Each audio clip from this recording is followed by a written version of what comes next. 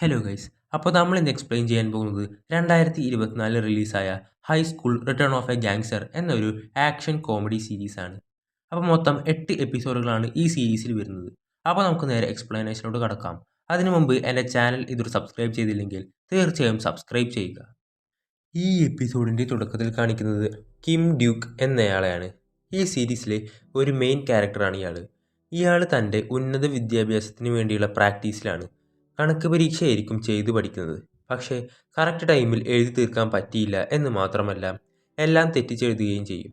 ഇത് കണ്ട അധ്യാപകൻ നന്നായി ചീത്ത പറയും കിമ്മിനെ. അവിടേക്ക് ഒരാൾ വന്ന് വാതിൽ തുറക്കുമ്പോഴാണ് അവിടെ ഒരാളെ പിടിച്ചു വെച്ചതായി കാണുന്നത്. ഒരുപാട് ബോഡി ഗാർഡ്സും ഉണ്ട് അവിടെ. അപ്പോഴാണ് അയാൾക്ക് മനസ്സിലാവുന്നത് തൻ്റെ മുമ്പിൽ ഇത്രയും നേരം ഇരുന്നത് ഒരു ഗാങ്സ്റ്റർ ആയിരുന്നു എന്നത്. ഇയാളെയാണോ ഞാൻ ചീത്ത പറഞ്ഞ് എന്നാലോചിച്ച് ടെൻഷൻ അടിച്ചിരിക്കുമ്പോൾ കിം തൻ്റെ കൂടെയുള്ള ആളോട് ടീച്ചറെ സുരക്ഷിതമായി വീട്ടിലെത്തിക്കാൻ പറയും. കിം നേരെ അവർ പിടിച്ചു വെച്ച ആളുടെ അടുത്തേക്ക് ചെല്ലും. പെട്ടെന്ന് അയാൾ തന്നെ പിടിച്ചു വെച്ച ആളുകളുടെ കയ്യിൽ നിന്ന് രക്ഷപ്പെട്ട് അതുവഴി പോയ ടീച്ചറെ കത്തി കാണിച്ച് ഭീഷണിപ്പെടുത്തുന്നു. തൻ്റെ ടീച്ചറെ ഒന്നും ചെയ്യരുതെന്ന് പറയുമ്പോഴും അയാൾ കേൾക്കില്ല. ആണുങ്ങളെപ്പോലെ മുട്ടടാന്ന് പറയുമ്പോൾ അവൻ കിമ്മിനെ അടിക്കാൻ ചെല്ലും. അവിടുന്ന് അടിച്ച് തോൽപ്പിക്കുകയാണ് ഗാങ്സ്റ്ററായ കിം. അവിടുന്ന് ബോധം പോയ ടീച്ചറെ ഹോസ്പിറ്റലിലേക്ക് ആക്കുന്നു. ശേഷം ടീച്ചറുടെ അവസ്ഥ എന്തായി എന്നറിയാൻ അവൻ്റെ ആളെ ഹോസ്പിറ്റലിലേക്ക് അയക്കും. ടീച്ചർക്ക് കുഴപ്പമൊന്നുമില്ല, നമുക്ക് പോവാമെന്ന് പറയും. അവിടുന്ന് കുറച്ച് സ്കൂൾ സ്റ്റുഡൻസിനെ കാണും. അപ്പോൾ അവരുടെ ജാക്കറ്റ് കണ്ട് ഇപ്പോഴത്തെ കുട്ടികളുടെ ജാക്കറ്റൊക്കെ നല്ല രസമുണ്ടല്ലേ എന്ന് ചോദിക്കുമ്പോൾ കിമ്മിന് അത് വലിയ രസമായിട്ടൊന്നും തോന്നില്ല. അങ്ങനെ ഹോസ്പിറ്റലിൽ നിന്ന് അവർ നേരെ പോകുന്നത് കിമ്മിൻ്റെ ബോസിൻ്റെ അടുത്തേക്കാണ്. അവിടെ കിമ്മിൻ്റെ CSAT എക്സാമിനെ കുറിച്ചും അതിനയാൾ നേടിയ സ്കോറിനെ കുറിച്ചും തങ്ങളുടെ ഗാങ്ങിനെ കുറിച്ചും എല്ലാം സംസാരിക്കും. ശേഷം കിം തൻ്റെ ആളുകളോടെല്ലാം വീട്ടിലേക്ക് പോകാൻ പറഞ്ഞ് കിം ഒറ്റയ്ക്ക് കാറും കൊണ്ടുപോകുന്നു. ആ സമയം ഒരു നോട്ടിഫിക്കേഷൻ വരും. തൻ്റെ ഒരു ലേണിംഗ് ആപ്പിൻ്റെ സബ്സ്ക്രിപ്ഷൻ തീരാറായി, ഉടൻ തന്നെ റീചാർജ് ചെയ്യുക എന്നതായിരിക്കും ആ മെസ്സേജ്. അങ്ങനെ ഒന്ന് വലിക്കാനായി പുറത്തേക്ക് ഇറങ്ങുമ്പോഴാണ് പിന്നിലായി ഒരു പാലത്തിന് മീതെ ഒരുത്തൻ സൂയിസൈഡ് ചെയ്യാനായി നിൽക്കുന്നത്. ഒരു സ്കൂൾ സ്റ്റുഡൻറ്റ്. ഇത് കണ്ട ഗാങ്സ്റ്റർ പെട്ടെന്ന് ഓടിച്ചേർന്ന് ചാടല്ലടാ എന്ന് പറയും. പെട്ടെന്ന് അവൻ ചാടും. കിമ്മിൻ്റെ ബാക്കിലായി ഒരു വണ്ടിയും വരുന്നുണ്ട്. അവൻ നേരെ കിമ്മിൻ്റെ മേലേക്കായിരിക്കും വന്ന് വീഴുന്നത്.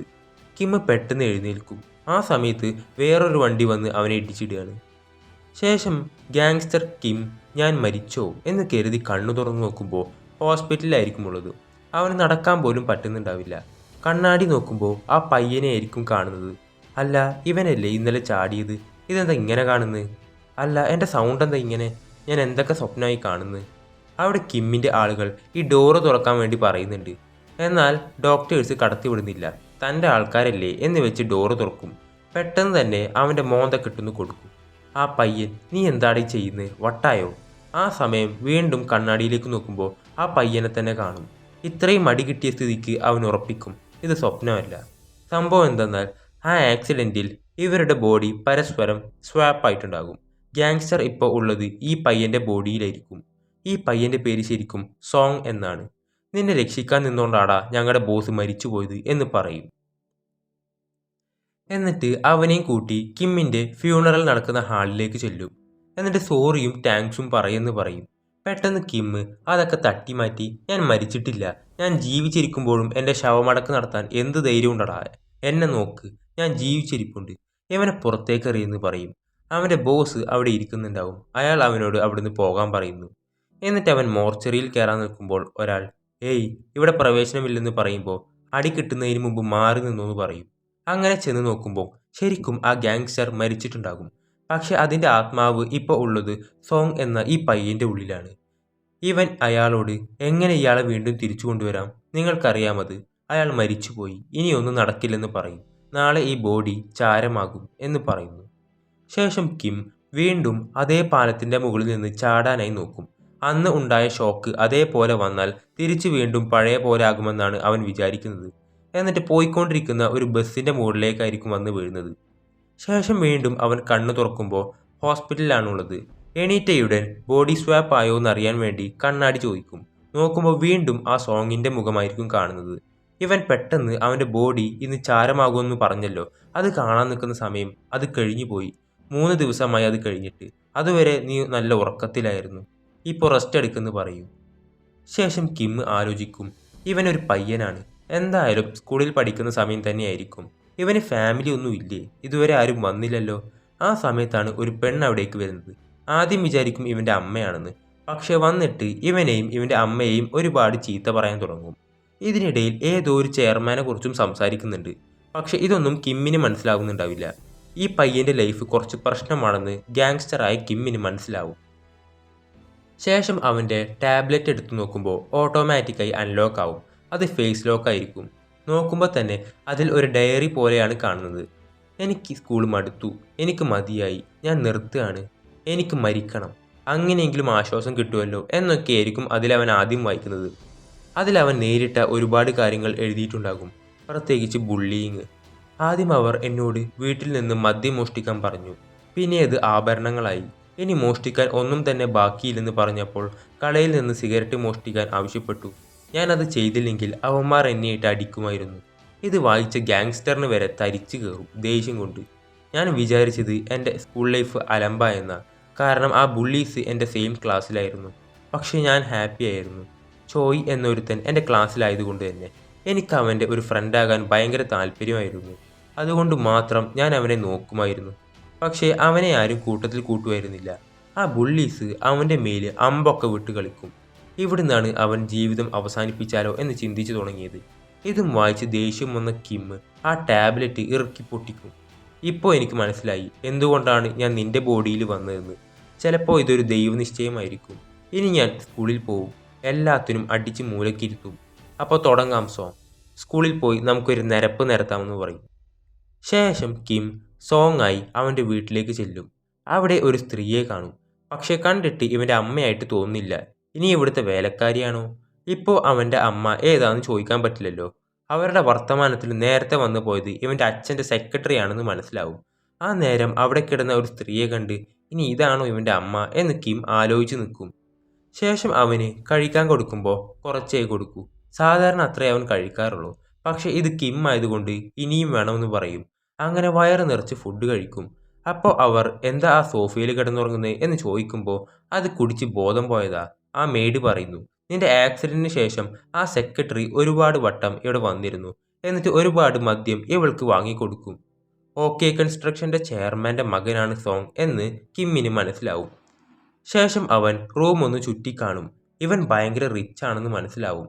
ആദ്യം തന്നെ ഈ മുടിയൊന്ന് വെട്ടാനായി തീരുമാനിക്കുകയാണ് കിം. അങ്ങനെ മുടിയൊക്കെ വെട്ടി സെറ്റാവും. എന്നിട്ട് ഒരു കടയിൽ ചെന്ന് പാൻറ്റൊക്കെ ഇട്ട് നോക്കുമ്പോൾ കുറച്ച് ടൈറ്റ്. അത് റെഗുലർ ഫിറ്റ് ആയിരിക്കും. കിമ്മിന് കുറച്ചുകൂടെ വൈഡ് ആയിട്ടുള്ള പാൻസ് ആണ് ഇടാറ്. അപ്പോൾ ആ പാൻസ് ഉണ്ടോ എന്ന് ചോദിക്കുമ്പോൾ നിന്റെ പ്രായത്തിലുള്ളവർ അതാണോ ഇടുന്നതെന്ന് ചോദിക്കും. അപ്പോൾ വേറൊരു പയ്യനെ നോക്കുമ്പോൾ അവൻ റെഗുലർ ഫിറ്റ് ആണ് ഇട്ടിരിക്കുന്നത്. അപ്പോൾ ഇതാണ് ഈ പ്രായത്തിലുള്ളവർ ഇടുന്നതെന്ന് മനസ്സിലാക്കിയ കിം എന്നാൽ ഇത് മതിയെന്ന് പറയും. എന്നിട്ട് അവൻ അവിടെ ഒരു ജാക്കറ്റ് കാണും. അന്ന് സ്കൂൾ സ്റ്റുഡൻസ് ഇട്ട് കണ്ടപ്പോൾ ഇവന് വലിയ രസമൊന്നും തോന്നിയില്ലെങ്കിലും ഇവൻ്റെ ആഗ്രഹം കൊണ്ട് അത് മേടിച്ചിടുകയാണ്. അവനത് ഒരുപാട് ഇഷ്ടപ്പെടും. അങ്ങനെ അവിടെ വെച്ച് വേറൊരുത്തനുമായി കൂട്ടിയിടിക്കും. അവന് സോങ്ങിനെ അറിയാവുന്നത് കൊണ്ട് തന്നെ നോക്കും. പക്ഷെ കിമ്മിന് അറിയില്ലല്ലോ ഇവനെ. ഇവൻ്റെ പേര് ചോയ് എന്നാണ്. ഡയറിയിൽ ഇവൻ്റെ ഫ്രണ്ട് ആവണമെന്നായിരുന്നു സോങ്ങിൻ്റെ ആഗ്രഹം. കിമ്മിന് പഠിക്കാനുള്ള ഒരു ബുക്ക് സജസ്റ്റ് ചെയ്യുമ്പോൾ അവൻ താങ്ക്സ് പറയും. നീ ഇപ്പോൾ ഫ്രീ ആണോ? അങ്ങനെയാണെങ്കിൽ എന്നെ ഒന്ന് ഹെൽപ്പ് ചെയ്യുമോ ബുക്സ് നോക്കിയെടുക്കാൻ? കിം അവൻ്റെ CSAT എക്സാമിന് വേണ്ടിയുള്ള ബുക്സ് ആയിരിക്കും നോക്കിയെടുക്കുന്നത്. അങ്ങനെ അവർ ഒരുപാട് സംസാരിക്കും. പക്ഷെ സോങ്ങിൻ്റെ ഉള്ളിൽ കിം ആയതുകൊണ്ട് ഒരു മുതിർന്ന ആൾ സംസാരിക്കുന്ന പോലെയായിരിക്കും അവൻ പെരുമാറുന്നത്. ഒരു അങ്കിള് സംസാരിക്കുന്നത് പോലെ ഉണ്ടെന്ന് പറയുകയും ചെയ്യും. കാരണം ഇവനെ കുട്ടി കുട്ടി എന്ന് വിളിച്ചിട്ടാണ് അഭിസംബോധന ചെയ്യുന്നത്. പോവാൻ നേരത്തും പോയിരുന്ന് പഠിച്ച് അമ്മ പറയുന്നതൊക്കെ കേൾക്കൂട്ടോ, നേരത്തെ വീട്ടിൽ പൊക്കോ, ബായ് എന്നും പറഞ്ഞു പോകുന്നു. ആ സമയം ചോയ്ക്ക് അവൻ്റെ അച്ഛൻ്റെ മെസ്സേജ് വരും, നീ എവിടെയെന്ന് ചോദിച്ചുകൊണ്ട്. ശേഷം ഒരു സ്റ്റുഡൻ്റ് ആയിരിക്കുന്നത് അത്ര ഈസി അല്ലെന്ന് കിമ്മിന് മനസ്സിലാവും. എന്നിട്ട് കിം അവൻ്റെ ശരിക്കുള്ള വീട്ടിലേക്ക് ചെല്ലും. അവൻ അതൊക്കെ ഭയങ്കരമായിട്ട് മിസ് ചെയ്യുന്നുണ്ടാവും. ശേഷം അവന് നടക്കാനും ഓടാനും ഒക്കെ റെഡിയാവും. ജിമ്മിൽ പോയി വർക്കൗട്ട് ചെയ്യും. അങ്ങനെ അവൻ സ്കൂളിൽ പോകാനായി റെഡിയാവുന്നു. അടിപൊളി കാറിലൊക്കെ ആയിരിക്കും പോകുന്നത്. പക്ഷെ ഡ്രൈവർ വണ്ടി നിർത്തുന്നത് സ്കൂൾ ഗേറ്റ് എത്തുന്നതിന് കുറേ അകലെയായിരിക്കും. എന്താ ഇവിടെ നിർത്തിയെന്ന് കിം ചോദിക്കുമ്പോൾ ഡ്രൈവർ സാധാരണ സ്കൂൾ ഗേറ്റിൻ്റെ മുമ്പിൽ നിർത്തുന്നത് ഇഷ്ടമല്ലല്ലോ, അപ്പോൾ ഇന്ന് തൊട്ട് സ്കൂളിൻ്റെ മുമ്പിൽ നിർത്തിയാൽ മതിയെന്ന് പറയും. ഒരു ഗ്യാങ്സ്റ്ററായ ഞാൻ ഇത്രയും പേടിക്കുന്നത് ആദ്യമായിട്ടായിരിക്കും. നല്ല ടെൻഷൻ ഉണ്ടാവും അവന്, എന്തേലും അബദ്ധം കാണിക്കുമെന്ന് വെച്ച്. ഗേറ്റിന് മുന്നിൽ തന്നെ ഒരു സാറ് നിൽക്കുന്നുണ്ട്. പണിഷ്മെൻറ്റ് കിട്ടിയ സ്റ്റുഡൻസും അടുത്തുണ്ട്. എവിടെ നിന്റെ നെയിം ടാഗ് എന്ന് ചോദിക്കുമ്പോൾ അത് മറന്നുപോയി സാർ, എന്നോട് ക്ഷമിക്കൂ. അപ്പോൾ ഓക്കെ നിന്റെ ഫസ്റ്റ് ഡേ അല്ലേ പൊക്കോന്ന് പറയും. താങ്ക് യു സാർ എന്നും പറഞ്ഞു പോകുന്നു. ഓ എന്തൊരു എളിമ, കണ്ട് പഠിക്കടാ, ഇവൻ്റെയൊക്കെ മോന്തയും മുടിയും കണ്ടാലും മതി. ആ കൂട്ടത്തിൽ ആ ബുള്ളീസും ഉണ്ടാവും. ശേഷം ഇവൻ പെട്ടെന്ന് ക്ലാസ്സിലേക്ക് ചെല്ലുന്ന നേരത്ത് പെട്ടെന്ന് എല്ലാവരും സൈലൻ്റായി ഇവനെ തന്നെ നോക്കും. ഏത് സീറ്റിലിരിക്കുമെന്ന് അവിടെയുള്ള പെൺകുട്ടികളോട് ചോദിക്കുമ്പോൾ അതൊന്നും ടീച്ചർ തീരുമാനിച്ചിട്ടില്ലെന്ന് പറയും. ആ പെൺകുട്ടികൾ ഇവനാരാ, ട്രാൻസ്ഫറായി വന്ന പുതിയ സ്റ്റുഡൻ്റ് ആണോ?